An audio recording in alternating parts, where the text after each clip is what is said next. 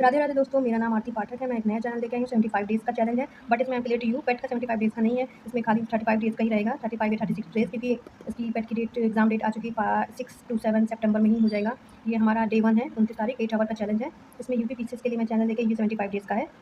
हम लोग चैनल लेंगे। इसमें हमको सबसे पहले आज डे 1 में क्या करना है, सिलेबस को अच्छे से पढ़ना है। पेट का भी आप सिलेबस को अच्छे से पढ़ लीजिए। नहीं पढ़ा है, ऐसा नहीं है कि कुछ भी नहीं पढ़ा है या इसमें भी नहीं पढ़ा है, लेकिन मैं इसलिए बोल रही हूँ ताकि आपको सिलेबस पढ़ लेंगे तो क्लियर हो जाएगा कि पढ़ना क्या है।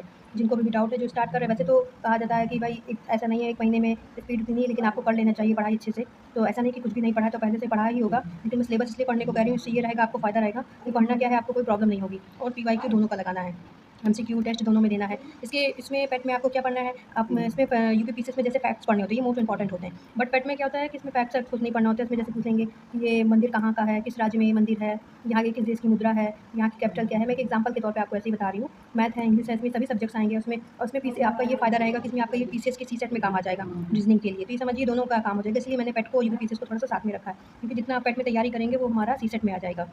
और बस इसमें थोड़ा-सा सीसेट में होगा, कम्प्रीहेंशन होगा एक अलग से, वो जो पेट में नहीं है, लेकिन पेट में है, आप देख लीजिएगा। और जो है क्या नाम है, और उसको हम लोग पढ़ेंगे 1 book reading only. 1 book reading only say मतलब ये हमारा है कि कोई ये नहीं कि 10 बुक लेके पढ़ना है। आप एक पढ़ना है, जैसे स्पेक्ट्रम लिए हैं राजीव अहिर की, तो उन्हीं की ही लीजिएगा, फिर और किसी राइटर की मत लीजिएगा। ये उन्हीं की ही बुक खाली पढ़िएगा और किसी की मत पढ़िएगा, एक बुक को लेकर ही पढ़िएगा। और रिवीजन मोस्ट इंपॉर्टेंट है, मतलब कि सिलेबस कंप्लीट हो या ना हो बात की बात है, मैं बात कह रही हूँ, बट रिवीजन जितना ज़्यादा हो सके, जितना ज़्यादा फैक्ट्स पढ़ सकते हैं आप पढ़ते जाइए। और स्पीड गेन करना है।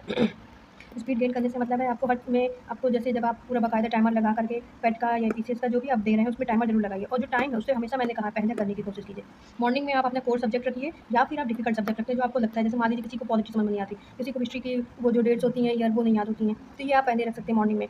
इवनिंग में आप इजी सब्जेक्ट रखते हैं जो आपको लगता है, जैसे रीजनिंग है, मेरे हिसाब से वो ईजी में आता है, वो आपको सॉरी जैसे इवनिंग में रीजनिंग हो गया, हिंदी हो गया, तो ये सब आप इवनिंग में रख सकते हैं, क्योंकि इवनिंग में ये रहता है ज़्यादा टाइम नहीं रहता है। मॉर्निंग में और दिन में आप जितना कवर कर सकते हो अच्छे से कर लोगे। और इवनिंग में ये भी रहता है कि फिर खाना खा के आपको सो जाना होता है, थोड़ा शोर रहता है, फैमिली मेंबर्स भी रहते हैं। और दिन में थोड़ा ये रहता है, वो लोग जैसे कुछ लोग की फैमिली ऑफिस गए हुए होते हैं, कुछ बच्चे अगर हैं तो वो स्कूल गए हुए हैं, तो मेरा मतलब ये है जैसे आपका अपना अपना हो सकता है फैमिली में, तो इसलिए मैंने कहा। और रिवीजन रात को सोने से पहले, मैंने हमेशा का ही सबसे इंपॉर्टेंट है कि रात को सोने से पहले जो भी उस दिन आपने सब्जेक्ट्स को पढ़ा है, जैसे मान लीजिए आपने पॉलिटी पढ़ा है या फिर हिस्ट्री ज्योग्राफी जो भी कुछ पढ़ा है, तो उसको आप रिवीजन करके ही सोइएगा। और एक कैलकुलेशन के लिए मतलब कि स्पीड आपको जरूर बढ़ानी है। मैथ में यदि कैलकुलेशन उसको स्पीड बढ़ानी है। और इसमें यूपी मैंने ये भी लिखा है स्पेशली कि यूपी पीसीएस प्री तो ऑलरेडी हम लोग तैयारी कर ही रहे हैं। मेंस की भी इसमें हम लोग बहुत तैयारी करेंगे। इसमें मतलब ओनली राइटिंग प्रैक्टिस है, बाकी हम लोग ऐसे पढ़ते जाएंगे कि हमारा मेंस में भी काम होता जाएगा। तो इसीलिए ओनली राइटिंग की प्रैक्टिस जरूर करना है, भले ही आधा 1 घंटा करेंगे, लेकिन करेंगे जरूर। अगर 8 घंटे की जगह हमें 9 घंटा भी लग रहा है तो हमको देने से पीछे नहीं हटना है, क्योंकि अब ज़्यादा समय नहीं है। तो इसीलिए उसी अकॉर्डिंग हमें पढ़ना है। तो ये डे 1 का टारगेट है कि ओवरऑल इसके अकॉर्डिंग तो करना ही करना है, उसके अनुसार पढ़ना है। तो अपना सिलेबस अच्छे से देख लीजिए। जिन्होंने अभी तक नहीं देखा, जिनको भी डाउट लगता है, तो एक पेपर में अपना सिलेबस लिख लें और अपने सामने चिपका लें, क्योंकि सिलेबस सबसे इंपॉर्टेंट होता है कि क्या पढ़ना है क्या नहीं, एक माइंड में रहता है। तो उस अकॉर्डिंग बार बार भी देखो क्या पढ़ना है, फिर देखो क्या पढ़ना है, इससे टाइम वेस्ट होना है। तो इसीलिए अपना माइंड सेट कर लीजिए। और एक बार ऐसा नहीं कि आपने कुछ भी नहीं पढ़ा है, आपने कितनी बार पेपर कह दिए हैं, तो ऐसा नहीं कुछ भी नहीं पता है। ये मैंने बस एक नॉलेज के लिए लिखा था कि बोथ मतलब कि पीसीएस का भी देखना है आपको, पेट का भी देखना है। ऐसा नहीं कि पेट आपने पहले नहीं दिया, पेट आपने पहले भी दिया है, प्री भी कई लोगों ने दिया होगा, तो इसलिए सिलेबस पता होगा। लेकिन मैंने इसलिए कहा कि एक नॉलेज के लिए, तो आप देख लीजिएगा। पीवाईक्यू सबसे पहले इन दोनों का जरूर देख लीजिएगा। आज डे 1 में आप लोग यही करिएगा, पेट का और पीसीएस का पीवाईक्यू जरूर देखिएगा, उसको लगाने की कोशिश कीजिएगा। इससे आपको बेनिफिट भी मिलेगा कि आपको पता चल जाएगा आपकी कहाँ वीक पॉइंट है। और जो वीक है उसको एक साइड पेपर पे जरूर लिख लीजिए, इससे आपको नॉलेज हो जाएगी कि क्या पढ़ना है क्या नहीं पढ़ना है। तो आज के लिए पहले दिन के लिए इतना काफ़ी है। नेक्स्ट डे हम लोग लेके आएंगे next target, to do list लेके आएंगे या जो भी होगा मैं उस अकॉर्डिंग आपको बता दूंगी।